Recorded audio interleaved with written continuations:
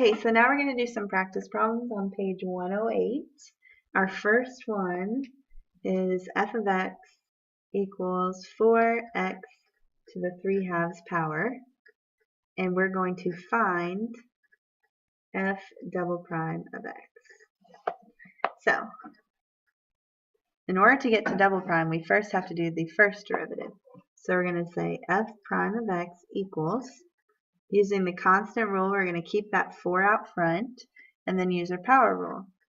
So we're going to have 3/2 times x to the 3/2 minus 1 power. So if we simplify this a little bit, that means f prime of x is equal to 6. You can see I canceled my fractions there. I'm going to have 6 times x to the 1/2 power. And then I do it again because I have to find f double prime. So I'm going to write f double prime of x equals, my 6 stays out front, and then I use my power rule. So I have 1/2 x to the negative 1/2 power.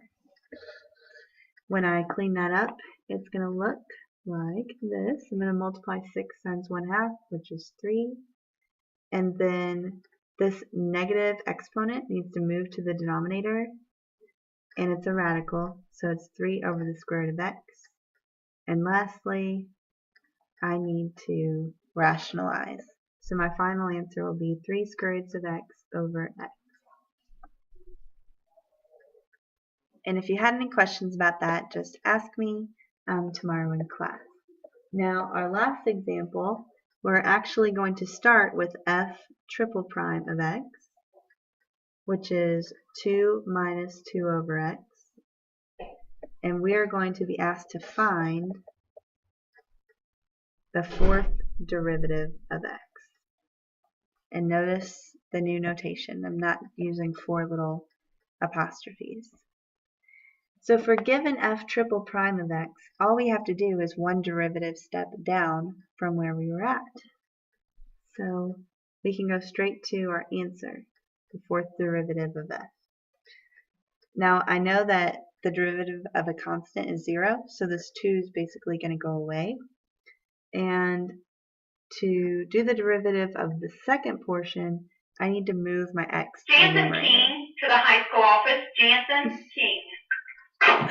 So this term would actually be negative x to the negative 1 power. So when I do the derivative, I'm going to use the power rule and end up with positive 2 x to the negative 2 power, because I reduced my power by 1. And lastly, I need to change that back to a positive exponent by moving x to the denominator, and I end up with 2 over x squared. And we're done. So that's about it. They can get more difficult depending on the types of derivatives you're asked to do, but basically higher order derivatives are just further down.